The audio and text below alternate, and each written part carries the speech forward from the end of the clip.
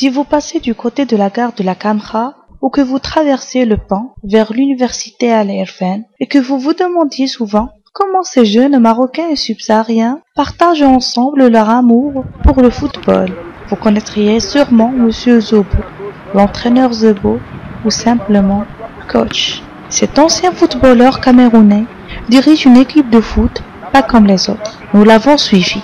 Nous avons demandé à ces dizaines d'enfants sur le terrain de nous parler d'Olivier Zobo. Voilà pour vous le portrait d'un entraîneur de foot et de cœur.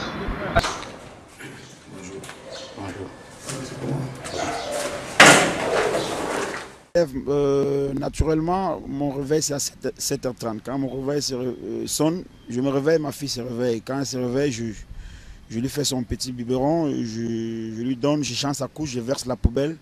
8h, 8h30, je prends mes ballons. Je dois être au stade dans les 8h30 pour commencer à 9h. Olivier vit avec sa copine et sa fille de 2 ans dans un quartier populaire de Rabat. Il héberge également un jeune footballeur qui a des problèmes de logement. L'entraîneur et son protégé parcourent à pied le chemin de la maison jusqu'au terrain de football. Généralement, on se rassemble à 8h30, on commence à 9h. Bon, derrière moi, là, il y a Titi qui est là.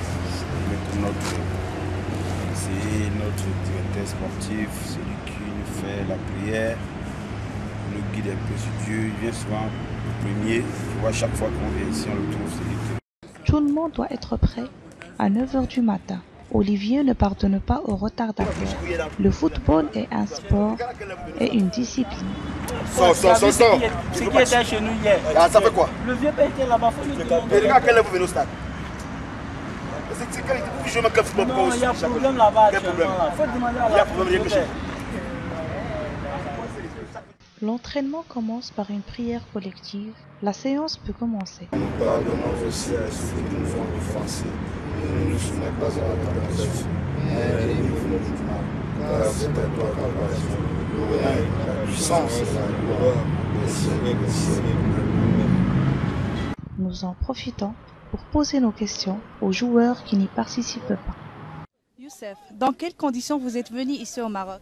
Bon, tout d'abord, voilà, ce n'a pas été facile pour moi de venir ici. On a réuni les conditions en place, demander un peu de sous aux parents, aux tontons, tout ça, pour me remettre et puis pour qu'ils puissent venir ici, au Maroc. Une fois que vous êtes arrivé, dans quelles conditions vous avez été accueillis? Avez-vous facilement trouvé un club, des connaissances ici? Bon, tout d'abord, avant de venir ici, je savais que j'ai un ami qui était ici et était en contact avec lui depuis la Côte d'Ivoire. Chez mon ami que je suis venu ici, lui qui m'a accueilli, ça fait au moins 2 ans que lui aussi il est ici, donc il était en contact avec lui avant de venir ici. Donc il m'a bien accueilli, je peux dire. Même si la vie était un peu dure chez lui, mais le fait qu'il m'a accueilli, c'est un bon geste de sa part. Donc il m'a mal accueilli, il m'a bien accueilli. Si. On aura 2 attaquants contre 4 milieux de terrain. Donc, Gaucho et lui seront au milieu. Ils auront 4 personnes aux appuis, 4 défenseurs. Mais on va commencer l'échauffement avec 2 ballons dans la moitié. Contrôle passe. Le reste, Au Maroc en 2009, bon voilà, j'ai eu l'initiative de rassembler les footballeurs africains, comme on dit, qui sont ici, qui sont sans club. Ils sont vraiment nombreux, qui arrivent de différents pays. Il y a d'autres qui ont joué ici. Il y a d'autres qui viennent même d'Europe, bon, qui ont rompu des contrats avec les équipes, qui n'ont pas pu tester. Bon, moi, je les rassemble chaque matin. On fait des entraînements, comme vous avez constaté. On joue des matchs amicaux pour pouvoir les donner une seconde chance, pour les donner envie de faire carrière. Il y a beaucoup de gens qui ont choisi de faire la carrière de foot. Chaque matin, on est là. Bon, ça donne au moins l'envie de continuer, croire qu'on peut être footballeur. Après l'entraînement, on demande des matchs amicaux avec des équipes ici. On joue pour voir notre niveau. Bon, il y a des entraîneurs aussi déjà qui nous appellent, des clubs qui nous appellent. Comme un jour comme ça a été un événement vraiment bien pour nous. Le manager de l'académie du Roi nous a appelés pour aller faire un match là-bas. C'était pour nous quelque chose de bien. On a fait un match là-bas, c'était bien, ils nous ont apprécié. Et c'est comme ça qu'on fait chaque matin pour donner l'envie à ces enfants qui sont venus ici pour jouer au foot. Déjà, ce n'est pas trop facile, mais il faut être là chaque matin.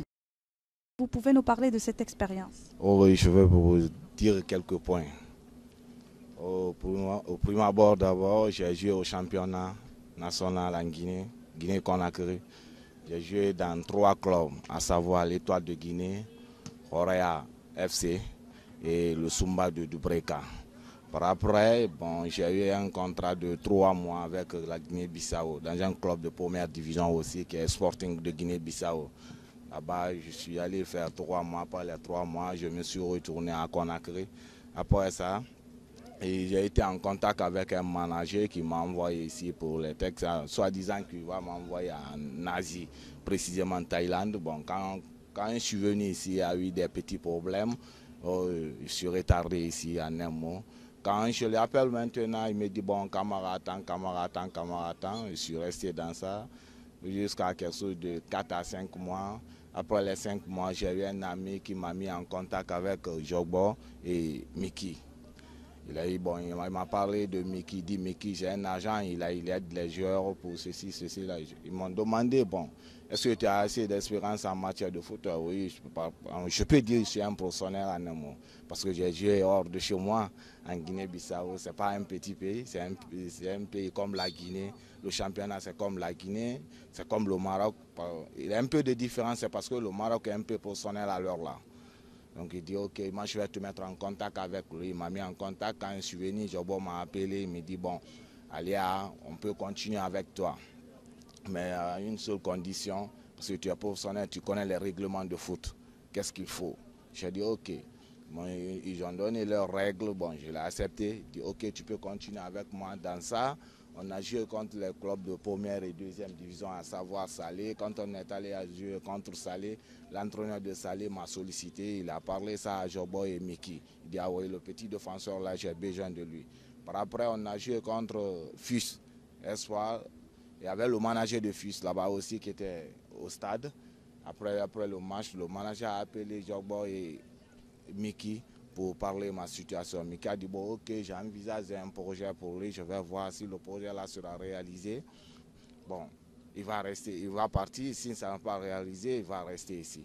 Donc je suis sur cet état. محمد امين، تقدر تعاود لي كيفاش تعرفتي على هذه الفرقه؟ كنت كنلعب انا بعض المرات مع الفرقه ديالي، وواحد النهار شافوني عيطوا عليا قالوا باش نبقى نلعب معاهم دائما، وهذه عامين وانا كنلعب معاهم. واشنو ممكن تقول لنا على المدرب ديالك مسيو زوبو؟ مدرب ظريف، كيتعامل مع اللعابه بحال كل شيء، بحال المغاربه، بحال لي زافريكان.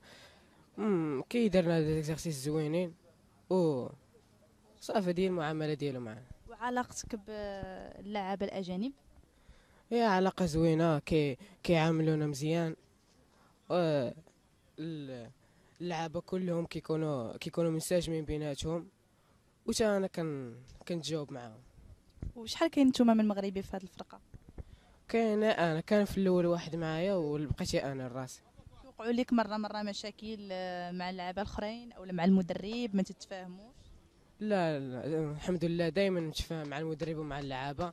كي قلت لك راه حنا منسجمين في الفرقه، ما كاين حتى واحد كيغوت على الاخر. اللي دار شي حاجه ما كنصفقوا عليه وكاع ما كنديوه.